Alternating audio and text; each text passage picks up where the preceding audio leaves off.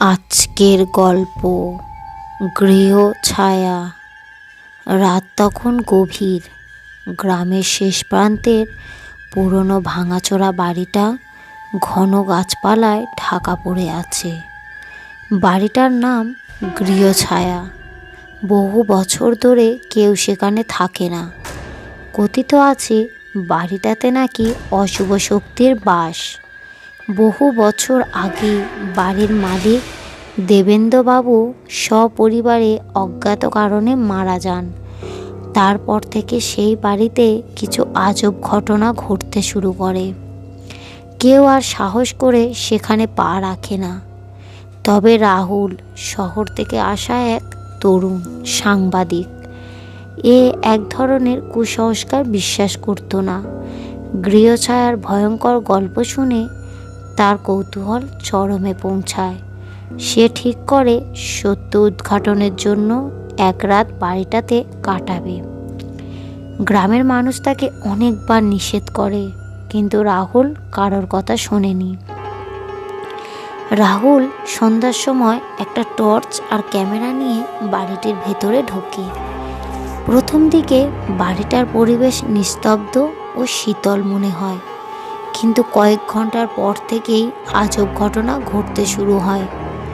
পুরনো কাঠের মেঝেতে যেন কারোর ভারী পায়ের শব্দ শোনা যায়, কিন্তু আশেপাশে কেউ নেই।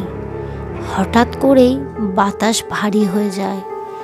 রাহুল নিজেকে শান্ত রেখে সব কিছু ক্যামেরায় ধারণ করতে থাকে।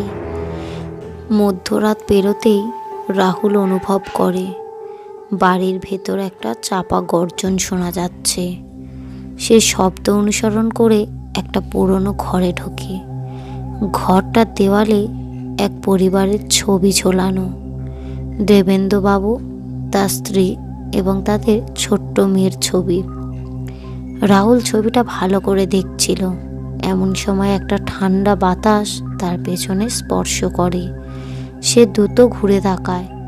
ঘরটা তখন পুরো অন্ধকারে ডুবে গেছে, অথচ সে স্পষ্টই অনুভব করছিল কেউ তার পাশে দাঁড়িয়ে আছে। হঠাৎ করেই ক্যামেরার ব্যাটারি নিভে যায়। টর্চের আলোও ঝাপসা হতে শুরু করে। রাহুল টর্চের আলোয় দেখতে পায় দেওয়ালে ঝোলানো ছবির ছোট্ট মেয়েটার মুখ থেকে রক্ত ঝরছে। তার চোখ যেন জীবন্ত হয়ে উঠেছে। ছবির মেয়েটি ধীরে ধীরে তার দিকে তাকিয়ে হাসছে। রাহুল আতঙ্কে ঘর থেকে বেরিয়ে যায়, কিন্তু দরজা হঠাৎ করে বন্ধ হয়ে যায়। ঘরের ভেতরে প্রচণ্ড ঠান্ডা। রাহুলের শ্বাস নিতে পারছিল না। সে অনুভব করে কেউ যেন তার গলায় হাত দিয়ে চেপে ধরেছে। হঠাৎই দেওয়ালের কোণ থেকে একটা কালো ছায়া বেরিয়ে আসে। ছায়াটা ধীরে ধীরে রাহুলের দিকে এগিয়ে আসে। তার মুখ বিকৃত, চোখ গর্তে ঢুকে গেছে, আর গোটা শরীরে যেন আগুনের দগদগে দাগ।